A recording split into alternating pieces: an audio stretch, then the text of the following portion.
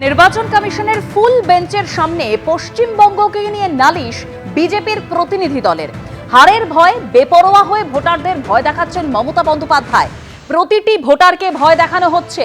কমিশনের কাছে ৬টি দাবি পেশ বিজেপি প্রতিনিধি দলের। एक पिटीशन देने आए हैं। ये बहुत ही गंभीर पिटीशन, बहुत ही महत्वपूर्ण एक विषय लेके आए हैं।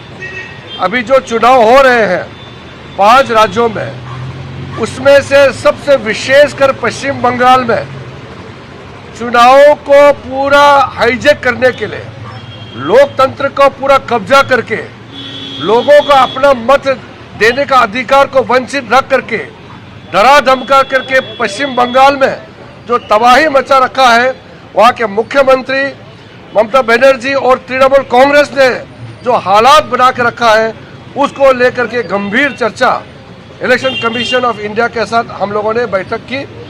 इलेक्शन कमीशन पूरे टीम अधिकारियों के साथ हम लोगों का एक एक पॉइंट को सुना और हमने एक एक पॉइंट बारीकी से बताया कि मुख्यमंत्री खुद किस तरीके से वहाँ के वोटरों को घर घर तक धमकी दे करके कि जो बीजेपी को वोट देगा उसको नहीं छोड़ा जाएगा, और तृणमूल कांग्रेस का पूरा कार्यकर्ता, पूरा मंत्री, उनका पूरा टीम किस तरीके से पूरा इलेक्शन प्रोसेस को हाईजैक किया। आज के ভয় কে পেয়েছে?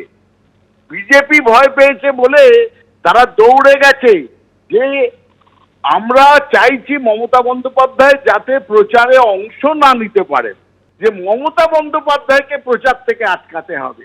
অর্বাচীনের দল, এবং তারা জানে নির্বাচন কমিশন পকেটের সংস্থা, কিন্তু মনে রাখবেন তার উপরেও সুপ্রিম কোর্ট আছে।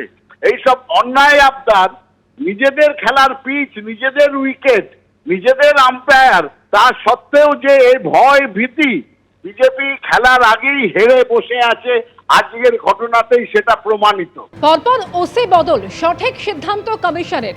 কিভাবে পরিষ্কার করতে হয় ব্লিচিং ফিনাইল দিয়ে আমি জানি। আক্রমণ শুভেন্দু অধিকারীর। সঠিক সিদ্ধান্ত। শান্তনু সিনহাদেরকে গ্রেপ্তার করার দাবি করছি। এদের একদম পরিষ্কার করা উচিত। এখানে এই যে আইস ছিল, এ আইপ্যাককে নিয়ে তো আইপ্যাকে ঢোকা বন্ধ করব। আমি এখানে ঢোকা বন্ধ করব। কি করে পরিষ্কার করতে হয় ব্লিচিং ফিনাইল দিয়ে বাবা মহাদেব আমাকে শিখিয়ে দিয়ে গেছে। আর আজকে নন্দীগ্রামের জন্য মনোনয়ন জমা দেন শুভেন্দু অধিকারী। আর তার আগে তিনি হুঙ্কার দিয়ে বলছেন যে ৪ঠা মে পশ্চিমবঙ্গে বিজেপি সরকার হচ্ছেই। নন্দীগ্রামের মতো ভবানীপুরেও হারবেন মমতা বন্দ্যোপাধ্যায়। হলদিয়া মহিষাদলের বিজেপি প্রার্থীদের নিয়ে মনোনয়ন পেশ করেন শুভেন্দু অধিকারী, যে ছবি আপনারা দেখতে পাচ্ছেন। আর মনোনয়নের আগেই রেয়াপাড়াতে পুজো দিলেন নন্দীগ্রামের বিজেপি প্রার্থী।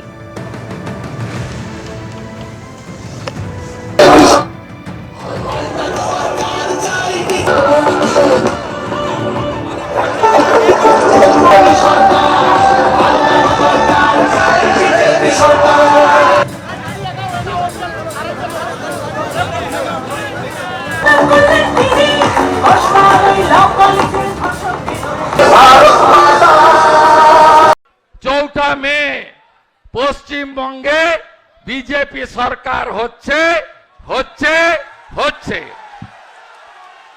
আরেকটা কথা দিয়ে গেলাম, নন্দীগ্রামের মতো মমতা ব্যানার্জি ভবানীপুরে হারছেন।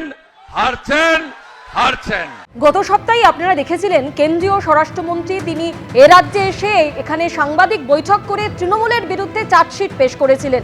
আর সেই বিষয়কে এবার নারায়ণগড়ের সভা থেকে নিশানা করলেন তৃণমূল নেত্রী মমতা বন্দ্যোপাধ্যায়। তিনি বললেন সবাইকে লাইনে দাঁড় করাবে আর নিজেরা লুটেপুটে খাবে, আর বলছে তৃণমূলের বিরুদ্ধে চার্জশিট। আমি বলি প্রথম চার্জশিট মোদী আর অমিত শাহর বিরুদ্ধে হওয়া উচিত। কি বললেন তৃণমূল নেত্রী, শুনুন।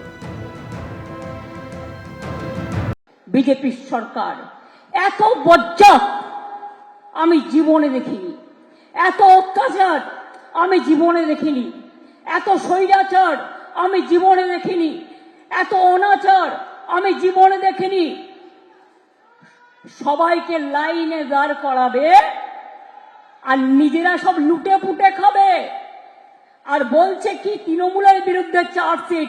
আমি বলি প্রথম চার্জশিট মোদী আর অমিত শাহর বিরুদ্ধে হওয়া উচিত, যারা দাঙ্গা লাগিয়ে দাঙ্গা করে ক্ষমতা এসছে। হিন্দু মুসলমানে ভাগাভাগি, আইপিএস এ ভাগাভাগি, আইএস এ ভাগাভাগি, ওয়েস্ট বেঙ্গল পুলিশ সার্ভিসে ভাগাভাগি, ওয়েস্ট বেঙ্গল সিভিল সার্ভিসে ভাগাভাগি, প্রশাসনেও ভাগাভাগি কোনো দিন ছিল না। আরে এরা তো আমাদের কাজ করে, এরা আমাদের অ্যাসেট। আজকে বিজেপির ক্যাসেট হচ্ছে সবাইকে ভাগাভাগি করে ভুলিয়ে রেখে দাও, তারা যাতে নিজেদের মধ্যে ঝগড়া করে, যুদ্ধ করে, আর এই সুযোগে বিজেপি যেন দেশটাকে লুটতে পারে। আর ওদের মেন টার্গেট হচ্ছে বাংলাকে বাদ দাও, বাংলা রাজ্য তুলে দাও। আমরা বলি বাংলাকে বাদ দেয়া যাবে না, বাংলাকে রাখতে হবে। বাংলা আমাদের গর্ব, বাংলা আমাদের স্বাধীনতা, বাংলা আমাদের নবজাগরণ।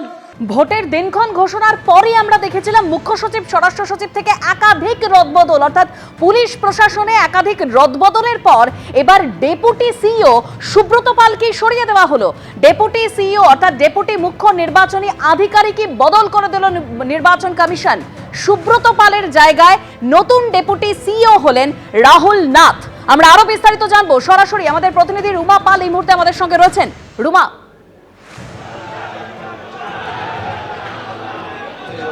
দেখো, জানিয়ে রাখি, যেদিন থেকে কিন্তু ভোটের নির্ঘণ্ট প্রকাশ পেয়েছে সেখান থেকে কিন্তু দেখতে পাচ্ছি যে মুখ্য সচিব থেকে ডিজি এবং রাতারাতি বদল হয়েছে, এবং তারপর একাধিক পুলিশের অফিসার থেকে শুরু করে আধিকারিক শুরু করে, এবং দেখা যাচ্ছে যে ডিএম, এসপি, তারপরে বিডিও, এসডিও, এবং তারপরে দেখা গেল যে জানিয়ে রাখি returning officer, assistant returning officer থেকে শুরু করে এবার একেবারে মুখ্য নির্বাচনী আধিকারিকের দপ্তরের মধ্যে বদল হলো, এবং সেক্ষেত্রে ডেপুটি সিইও সুব্রত পালকে বদল করে দিল নির্বাচন কমিশন, এবং তার জায়গায় আসছেন রাহুল নাথ। এই সুব্রত পাল তিনি 2018 থেকেই কিন্তু এই সিও দপ্তরে রয়েছেন।